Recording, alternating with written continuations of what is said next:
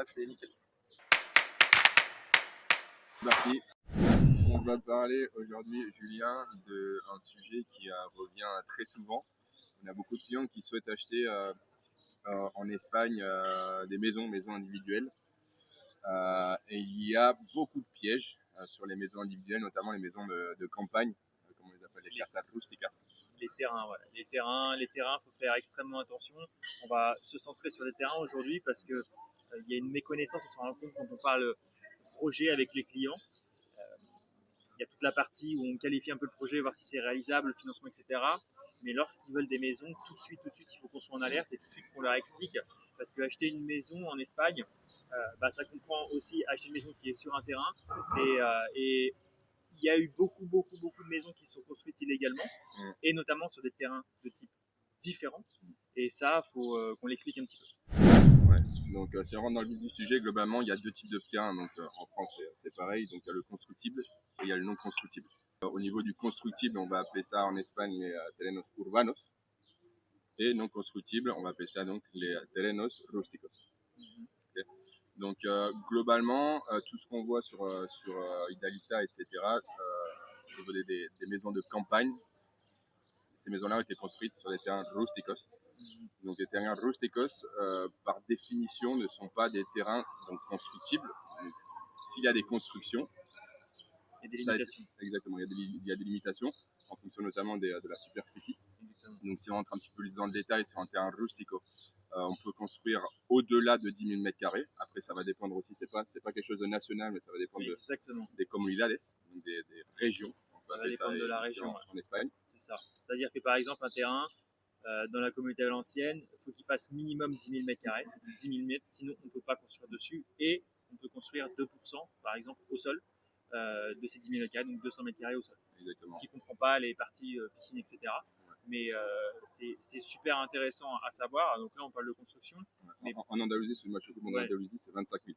Exactement. C'est beaucoup plus. Exactement. Et ce qui est important de savoir, c'est que généralement, on n'accompagne pas des clients sur une construction sur genre de terrain, on accompagne sur un achat. Donc, qu'est-ce qui se passe? Il peut y avoir des gens qui ont construit plus de mètres carrés, qui n'ont pas respecté la norme, c'est-à-dire que la clôture elle est trop proche, la maison elle est trop haute, etc., etc. Ce type de maison, c'est ce qu'on appelle des maisons illégales. D'accord, elles ne sont pas légalisées, donc il va falloir les légaliser derrière parce qu'il y a eu une infraction. Donc il faut bien faire attention parce que ce genre de maison, si par exemple elles ont été construites dans un délai qui n'est pas suffisant, c'est-à-dire qu'elles ont été construites récemment, on va dire moins de 5 ans, on ne peut pas les légaliser. Il va falloir attendre une certaine période. Et en plus d'attendre cette certaine période, il va falloir que la maison, elle respecte un cahier des charges. Exactement. Donc c'est pour ça que parfois, on voit des clients qui me disent oui, mais moi j'ai vu qu'à 200 000 euros, je pouvais avoir une maison avec piscine, etc. Ouais, très bien. Effectivement, c'est en vente parce qu'en Espagne, le notaire, c'est un écrivain public, il va acter la vente et l'agence immobilière va vouloir vendre son bien, donc elle ne va pas vous informer de ça. C'est pour ça qu'il faut faire très attention parce que derrière, vous rachetez la patate chaude. Donc c'est bien plus complexe que ça n'y paraît et généralement, si vous voyez des prix attractifs, c'est qu'il faut se poser des questions. Exactement, donc il y a plusieurs étapes. Donc déjà voir si la maison est légalisée, oui, non, si elle n'est pas légalisée, quel est le problème? D'accord? Combien de temps est-ce que ça fait qu'elle est construite? Ok, si ça fait plus, avant c'était 15 ans, maintenant c'est passé à 10 ans.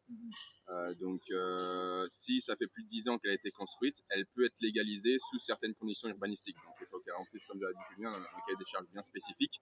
Et notamment c'est au niveau des mètres carrés, au niveau des fenêtres dans les chambres, pareil. Il faut qu'il y ait certaines mesures. Ouais. Donc forcément, on trouve des biens qui sont en dessous du prix du mètre carré du marché, mais il faut faire très attention.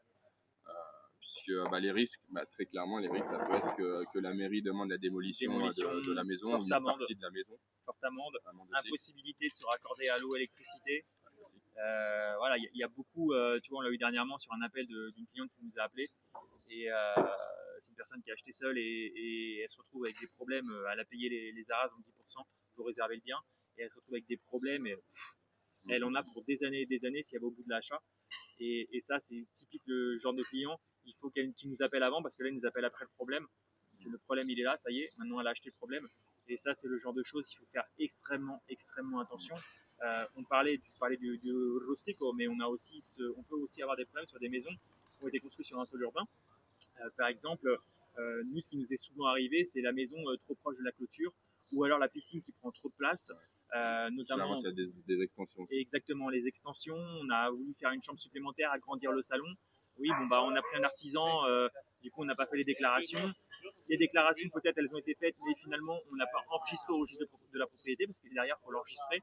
Et tout ça, bah, ça en fait que l'extension, elle devient illégale. Donc, ouais, il faut faire extrêmement attention. Et il y a des petits tips à savoir. Toi, par exemple, quand tu regardes les photos d'une maison, qu'est-ce qui te met la puce à l'oreille et qui dit ah là, va falloir vérifier ce point-là ou ce point-là. Bah déjà au niveau des changements de plafond, changement de couleur, changement de structure, enfin il y a beaucoup de choses, fenêtres différentes, les plaques solaires, les fameuses plaques solaires, parce que là on dit que le raccordement n'est peut-être pas légal.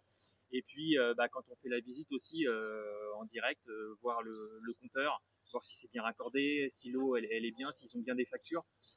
Tout ce genre de choses, parce qu'il peut aussi y avoir des raccordements qui sont dans l'illégalité. On en a beaucoup sur la région de Murcia. Sur la région de Murcia, il y en a, ils sont tous sur le même compteur, etc. parce que ils ont acheté un bien qui était complètement illégal et du coup il n'y a pas de facture. Donc tout ça, il faut faire attention. Ouais. Il faut faire attention. Dès qu'on a des prix qui sont attractifs, il faut se poser la question pourquoi le prix est attractif pour une maison avec piscine en Espagne. Après dans ça, on parle vraiment des points d'attention, mais ça peut être justement vu comme une plus-value, c'est-à-dire que si on identifie le problème et si le problème peut être résolu, en fait on achète un prix qui est plus bas et voilà, si sur le papier on le met au cadastre, on le registre, etc., tout est nickel, bah forcément votre maison va prendre de la valeur. Ouais, nous on accompagne ce genre de tramité, de démarche pour légaliser les biens, mais il faut qu'on ait identifié le problème, deux, savoir si on peut le résoudre, c'est aussi très important. Et 3, il faut que le client soit au courant et soit OK avec la démarche. Moi, ce que j'ai déjà vu aussi, ce qui est lunaire, c'est qu'on achète une maison, donc on achète avec la parcelle, et on se rend compte qu'il y a un bout de la parcelle qui appartient au voisin, par exemple. Ça, on l'a déjà vu, ça crée des tensions.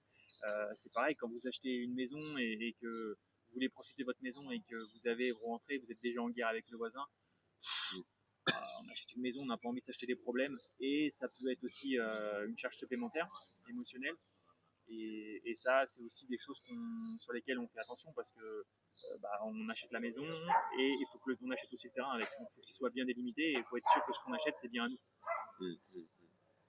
C'est ça, donc ce type d'actif là, vraiment les maisons de campagne comme on les appelle en France, casa rústicas, dans notre métier ça fait partie des actifs les plus techniques au niveau des vérifications juridiques, puisqu'on s'occupe de faire des vérifications juridiques.